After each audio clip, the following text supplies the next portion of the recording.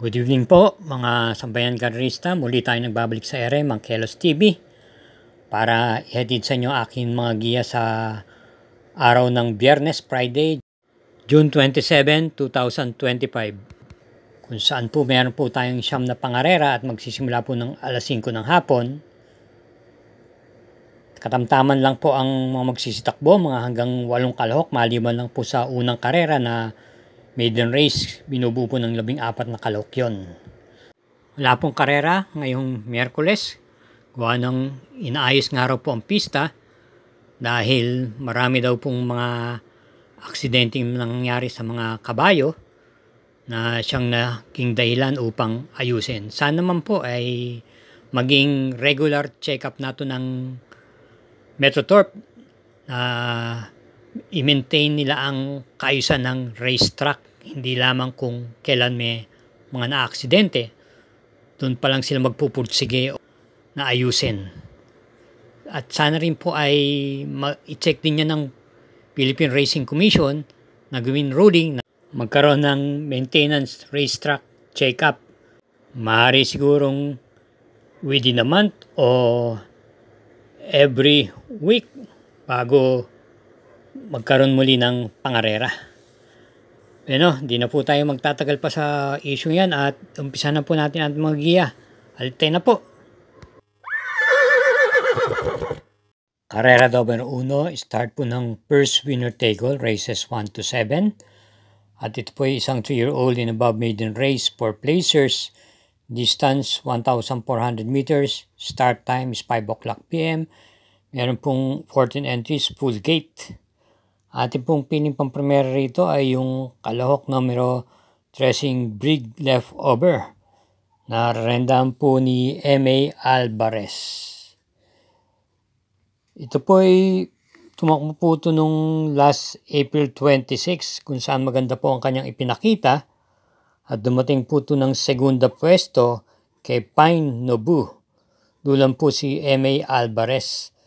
Nag-tempo siyang 1:28 sa distansyang 1,400 meters. At bilang panigunda naman po natin dito yung numero 12 Make No Mistake. Nararendan po ni C.S. Pare Jr. May preba po ito nung last June 4 kung saan tumakbo po ito sa Novato Race. At nanalo po ito ng Hugando.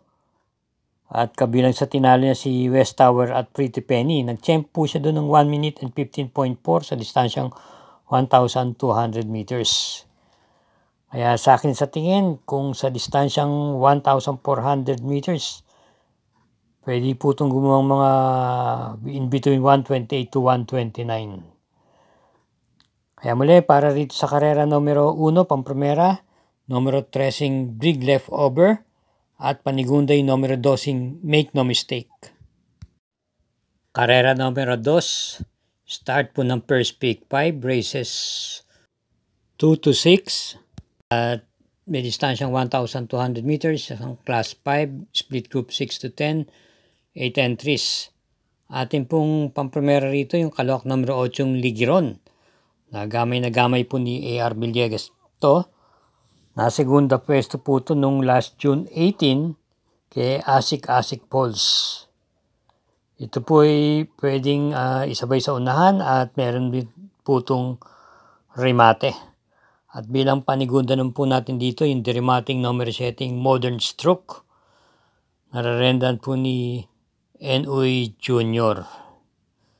Kaya para rito sa karera numero 2, dalawa lang po tayo. Pang-primera, numero 8 Ligiron. Panigunda yung number setting Modern Stroke. Karera numero 3, distance 1,400 meters, ang 3-year-old and above maiden race. Start po ng second winner take all, races 3 to 9. At meron po tayong 6 na kalahok dito.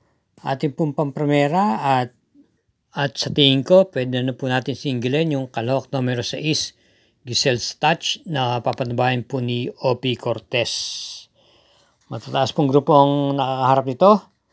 Tulad po nila Confidence Game, Royal Salute, Gentleman Bell. Kaya sa akin pagkakatingin dito, medyo lamang po siya rito. Kaya single na po tayo dito. Numero 6, karera numero 3, Giselle's Touch. Karera numero 4, Start po ng Peak 6, races 4 to 9, isang 3-year-old Group 6 race for placers at may distansyang 1,400 meters, 8 entries, isang couple, yung numero 3. Pampremera po natin dito yung kalahok numero 6, title holder na si Joe L. Shego na po ang nagdadala. Ito po ay dating may kakunatan po umalis to. Pero kung inyong napapansin lately sa kanyang mga takbo, ito po ay umaalis na rin po ng maaga-aga. Mukhang nakakapag-adjust na rin po at naturuan na rin po itong umalis ng maaga. Dati ho, napakakunat nito at may bisyo rin ito. Nung nakaraan huling takbo niya, nung last April 12, ito po ay dumating po ng 4th pwesto kay Mastery.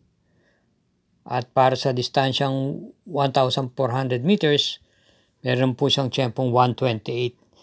Bilang panigunda po natin dito yung numero 1 Lola's Favorite na si RC Baldonido na po magdadala.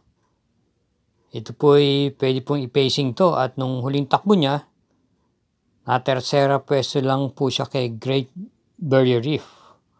Dulan po si RC Baldonido. At bilang panersera po natin, isama po natin yung numero 8 M Butterfly na siguradong siya po magdadala ng marcha. JT Pabilik po ang rerenda. Na segunda pwesto ng puto nung last June 13 kay Great Barrier Reef. Kaya para rito sa karera numero 4, pampremera numero 6 title holder, panigundo numero 1 Lola's Favorite at panersera numero 8 M Butterfly. Karera numero 5, start po ng second peak 5, races 5 to 9, distance 1,200 meters, ang class 5, split group 5 for placers, at meron tayong 8 entries. Bilang pampremera po natin dito yung numero 5, Quincy, napapatnubayan po ni Dan L. Camaniero. May takbo po itong naisusunod. At sa sistemang ito na marami pong matuling dito, nandiyan po si Lady of Peace, Iron Hook at Andromeda. Pwede pong isunod-sunod lamang to si Quincy dito. Pagamat may angkin din naman tuling to, pero mas makabubuti kung ipipacing lang po ito. Kaya sa tingin ko, malaki po ang chance niya rito na dumating po ng una sa meta. Bilang panigunda naman po natin dito yung numero 8 Celebrity na may takbo po itong remate at may takbo din pong pwedeng sumabay sa unahan.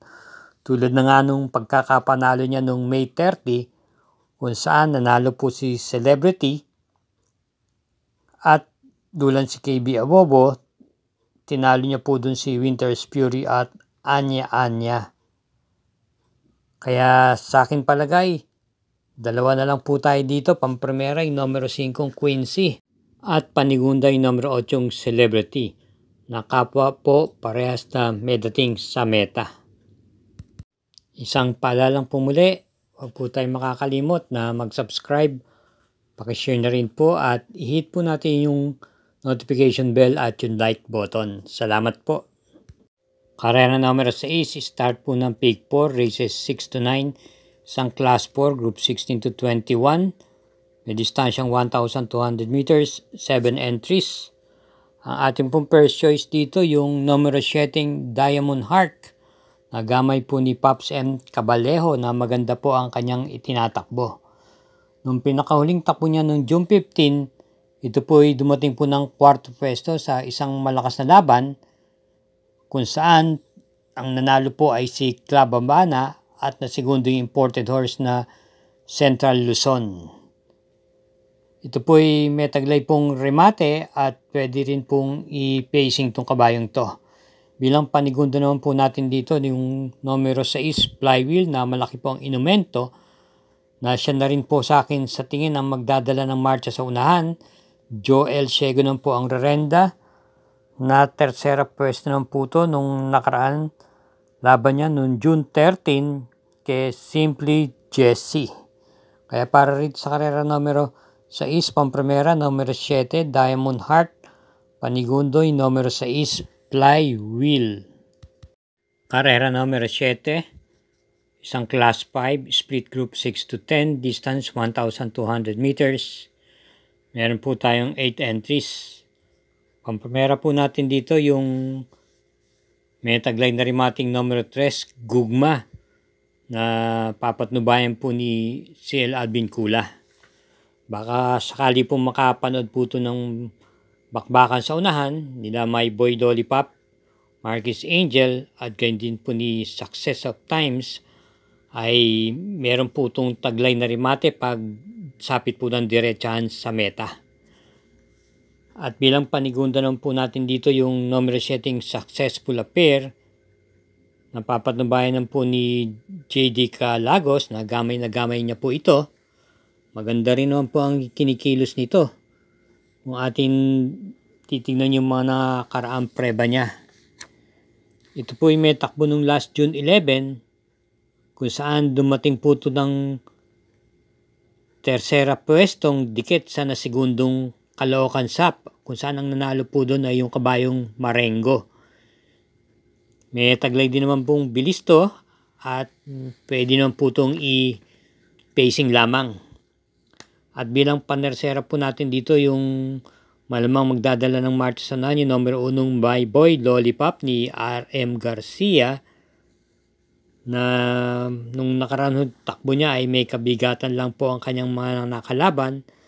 Mga imported horse po yata ang mga nakasagupan nito. Balik grupo siya sa dati niyang kinalalagyan at wag lang po mabubulabog sa unahan to. Pwede po makatapos ito. Kaya para rin sa karera numero 7, pamprimera numero 3, Gugma, panigundo numero 7, Successful Affair at panersera yung numero 1, My Boy Lollipop.